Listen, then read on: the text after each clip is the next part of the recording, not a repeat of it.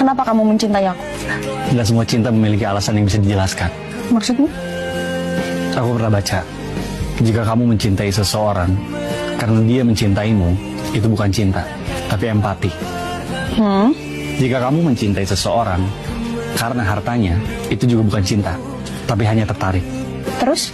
Jika kamu mencintai seseorang karena penampilannya, itu juga bukan cinta, tapi obsesi.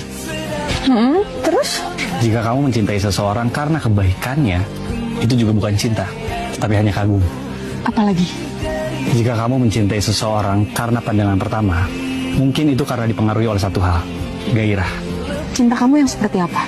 Jika kamu mencintai seseorang, tapi kamu bingung kenapa kamu mencintainya, bisa dipastikan kamu benar-benar mencintainya.